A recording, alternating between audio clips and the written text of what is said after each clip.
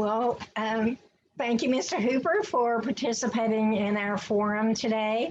And since your opponent is not in attendance, you will have up to 5 minutes, and Paula, our timekeeper, will prompt you with signage when you're when we get to 1 minute remaining. So if you run out of, before it's 1 minute, that's fine. But yeah, starting at 1 minute left, I'll do that. Okay, so go ahead. This can be your opening and closing statement. Convince us to vote for you. Well, first of all, let me thank the League of Women Voters for inviting me this evening. I greatly appreciate what your organization does. It's critical to keep the voters informed and to have a forum like this to get the candidates out there. Because like in my race, there's a huge difference between me and my opponent. But just a little about myself, I'm a lifelong Nueces County Corpus Christi resident.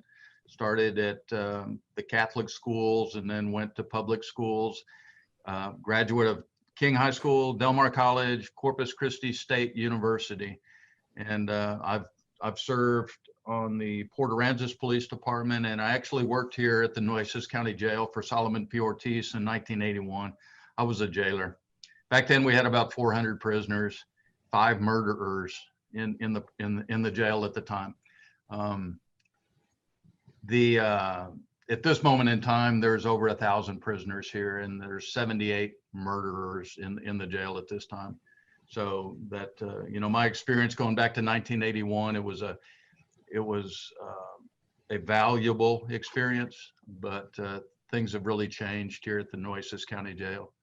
So after Port Aransas and Nueces County Jail, I joined the Corpus Christi Police Department in 1983, and I spent 35 years with that agency, and great times, great experience, worked for 7 different chiefs, learned a lot from all of them. And when the opportunity came 2 years ago to be the sheriff of Nueces County, I couldn't help but apply for it.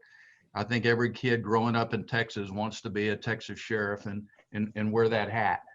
And I was given that opportunity 2 years ago, and 28 of us applied for the job.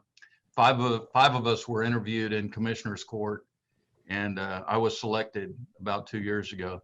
I've made significant changes over here at the agency. The previous sheriff was a real good sheriff. He came into a really bad situation and he got the train back on the tracks. He did a good job over here in Nueces County Jail and the sheriff's office for quite a while, but there were significant things that I noticed coming from the Corpus Christi Police Department that could be changed immediately over here. And one of them was developing a more proactive and progressive patrol force. I have 25, well, about 50 patrol deputies. Some of them work in the warrants division and some of them work in patrol. The significant part of this job over here is a jail. About 200 of the 300 employees that are employed here at the Nueces County Sheriff's Office are the jailers. And that's the most critical function for a Texas sheriff, is keeping the jail safe and secure and compliant.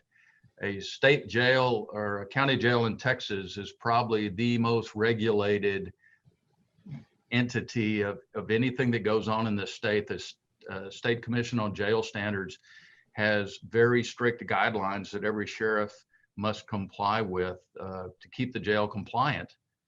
And one of the most important elements of compliance is staffing. And that has been an issue since the time I got here. That's been an issue for every sheriff, and it continues to be an issue. It's really hard to hire jailers, but we are fortunate here that we have a very dedicated staff of women and men that are staffing that jail at this time. And it couldn't have been more obvious this last year just how dedicated they are because of the infectious disease, the pandemic that worked its way, and it is still working its way through our community. And ultimately it worked its way through this county jail. And in the middle of the pandemic, we've now had 2 storm events. One of them was fairly significant and caused a lot of problems here at the jail. And it was funny that the inspector showed up exactly when that happened. So moving forward, when I get reelected, I will continue to work hard to keep this jail fully staffed.